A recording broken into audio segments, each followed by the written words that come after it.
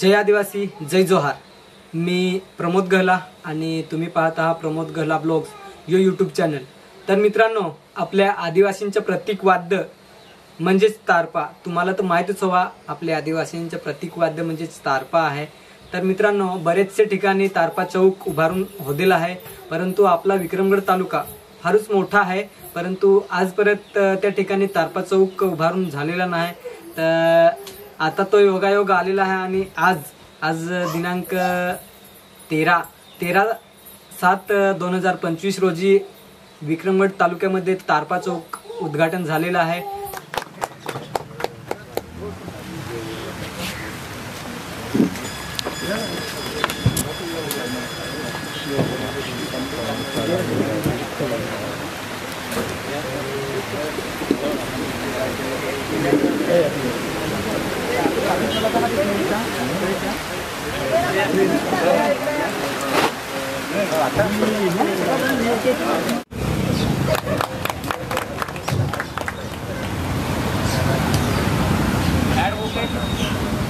तारपा पुतळ्याचं अनावरण करणं. ह्या तारपा पुतळ्याचं अनावरण करण्याची जी प्रक्रिया होती ही साधारण जवळजवळ 2006-07 ह्या सालापासून सुरुवात झालेली होती आणि त्याचे साक्षीदार त्या ठिकाणी सन्माननीय श्री डंबाळे सर आहेत. सन्माननीय डंबाळे सर आणि त्यांच्यासोबतच अरुण दिघे, सोनी माडी, सुनीता दिघे, फडांगे साहेब, भोये गुरुजी आणि त्या काळात उपस्थित असणारे त्यांच्या सोबतींचे जे सोबते होते त्यांच्या अथक प्रयत्नाने ह्या पुतळ्याचा अनावरणाचा कार्यक्रम आपण घेतलेला आहे. ह्या पुतळ्याच्या अनावरणासाठी किंवा ह्या पुतळ्याच्या होण्यासाठी खूप जणांनी कष्ट घेतले आणि खूप खस्ता खाल्ल्या आणि ह्यासाठी जवळजवळ गेल्या 7-8 वर्षापासून सन्मान श्री धूम साहेब जेव्हा आपल्याकडे आदिवासी संघर्ष समिती ही स्थापन झाली त्यावेळेस पासून सुद्धा ते प्रयत्नात होते. जेव्हा राजाचा काळ होता, राजाच्या काळामध्ये आमच्याच ह्याच विक्रमगड तालुक्यामध्ये कारेलपाडा हा गाव आहे आणि ह्या कारेलपाडा ह्या गावामध्ये बेंडूर इंजड नावाचा एक माणूस होता आणि हा बेंडूर इंजड ह्याचा इतिहास असा की त्याच्या गावातून तो तारपा वाजवत निघायचा तर तो विक्रमगड जव्हारला जायचा आणि जव्हारला गेल्यानंतर त्या ठिकाणी त्याचा असा मान होता की राजा त्याला तारपा वाजवायला सांगायचा आणि त्याच्यानंतर मग बाकीचे लोक ती तारपा वाजवायची आणि तो क्षण म्हणजे कुठला तर जव्हारचा दसरा. आणि ह्या दसऱ्यामध्ये तारप्याचा जो उत्सव साजरा व्हायचा त्यामध्ये तो जो बेंडूर इंजड होता तो बेंडूर इंजड सगळी रात्र तारपा वाजवायचा आणि आपली जी लोक होती ती त्या तालावरती थिरकायची आणि त्याचाच कित्ता गिरवून कितीतरी आपल्याकडे तारपकरी तयार झालेले होते. असा तो बेंडूर इंजड रात्रभर त्या ठिकाणी तो तारपा वाजवायचा.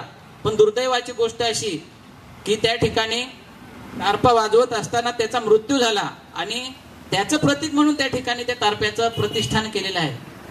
तर अशी ही आपली आदिवासी परंपरा, तारप्याची परंपरा आहे आणि भविष्यामध्ये हे सगळं लोप पावत चालणार आहे. भविष्यामध्ये आपण सगळे आता नवीन संस्कृती आपण अंगीकृत केलेलं आहे. आदिवासी तारपा प्रतिष्ठान विक्रमगड यांच्यातर्फे आज आपण तारपा चौक आणि तारपा वादकाची प्रतिकात्मक पुतळा याचं उद्घाटन करण्यासाठी जमलेलो आहोत. सन्माननीय पाहुण्यांच्या हस्ते त्याचं उद्घाटन झालेलं आहे.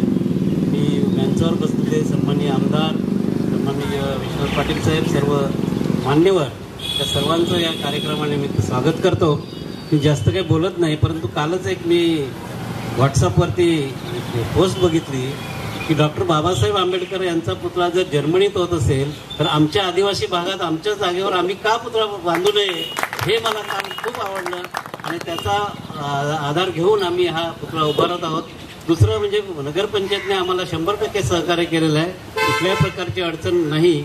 आणि नंतर सन्माननीय आमदार सुनील भुसार यांनी 1 लाख रुपये देऊन आपल्याला इथे मदत केलेली आहे.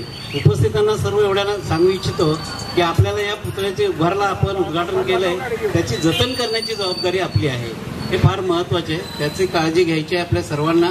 आपण जरी सुरुवात करून त्याचे उद्घाटन केलं परंतु त्याचे जतन करणं हे आपले सर्वांचं कर्तव्य आहे. याची फक्त मी थोडंसं आठवण करून देतो. भोये साहेब, विश्वनाथ पाटील सर, भुयाल सर, सगळेच मंचावरील मान्यवर, आपण सगळेजण मान्यवर, आज आपण तारपा प्रतिकृती तारपा चौक आदिवासी संघर्ष समिती विक्रमगड यांच्या अथक प्रयत्नानं हा आपण उभारलेला आहे आणि त्याचे सगळेच मानकरी श्री डंबाळी काका, त्यांचा इतिहास मी धुमसाहेबांकडनं ऐकला की 2007 पासून त्यांनी प्रयत्न करून हा आज आपण चौक इथं उभा केलेला आहे. सोबत धुमसाहेब आहेत, सगळी त्यांची टीम, यांनी अथक प्रयत्नाने हा केलेला आहे. तर त्यांना खूप खूप अभिनंदन, त्यांचं कौतुक केलं तेवढं कमीच आहे. तारपाची थोडीशी हिस्ट्री मगाशी प्रास्ताविक करताना सरांनी सांगितले, पण तारपा कसा बनतो, माडाच्या पात्यांचा गाभातली ती पाती असते, मेण कसं असतं, मेण म्हणजे कुठून तयार होतं, त्याच्यानंतर वरचा जो दुधीचा भाग आहे तो कसा तयार होतो, हे सगळं करताना जे कौशल्य आहे ते आदिवासी कडे कौशल्य आहे. आणि तारपा हे प्रतिकृती असं आहे की आपला जो नागपंचमी पासून जे तारप्याचं आपण चालू करतो ते दिवाळी आणि त्याच्यानंतर ते पूजनीय वस्तू आहे ते आपण घरात अगदी मधल्या खांबाला म्हणजे व्यवस्थित ठेवतो, त्याची पूजा करतो. पण आता बघितलं तर थोडासा धोका असा वाटतो की आपण कधीही ते वाजवतो ते आपण टाळलं पाहिजे. ही थोडीशी काय म्हणतात माझी खंत म्हणेन मी, तर हे होता कामा ते पूजनीय आहे, पूजनीय असलं पाहिजे. तसंच मला आपल्या समाजामध्ये गुणवंत खूप आहेत, गुणवंत कलाकार खूप आहेत. आज युट्यूब कलाकार म्हटलं तर गुणवंत कलाकार आहेत, पण ज्या पद्धतीनं ते आपलं गाणं किंवा आपलं व्यावसायीकरण करतात ते चांगली गोष्ट, त्यांना अप्रिशिएट करेन. पण आपलं जेव्हा एखादा मेसेज पोहोचवतो ना तो विकृत होता कामाने. ह्या अनुषंगाने इथं मी सांगेन हे ह्याचा रिलेशन असं करतोय किंवा रिलेट असं करतोय. तारपा हे वाद्य आपण सगळे आपल्या देवदैवतांना खेळवताना, दैवत साजरे करताना वापरतो.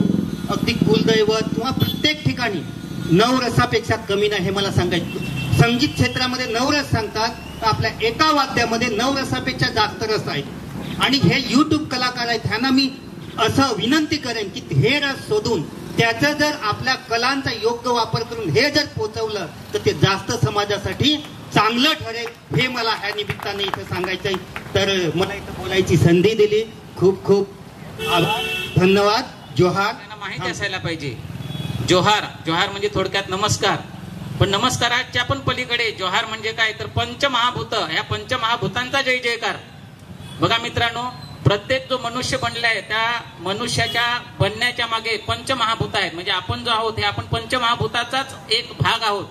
पंचमहाभूत म्हणजे काय तर आकाश, पाणी, वारा, जमीन, आणि ह्यांच्या मार्फत आपण सगळे बनलेले आहोत. बघा, ज्यावेळेस माणसाचं मृत्यू होतो, मृत्यू झाल्यानंतर सगळ्यांना माहिती असायला पाहिजे की मृत्यू झाल्यानंतर हे पंचमहाभूतातला एक एक जो अंश आहे ज्याचा तो काढून घेतो आणि शेवटी काय राहतं तर आपण माती होऊन जातोय. आणि त्याचा जय जयकार म्हणजे जोहार. हा अर्थ कित्येकांना माहित नाही, तर ते आपल्याला सगळ्यांना माहिती असायला पाहिजे.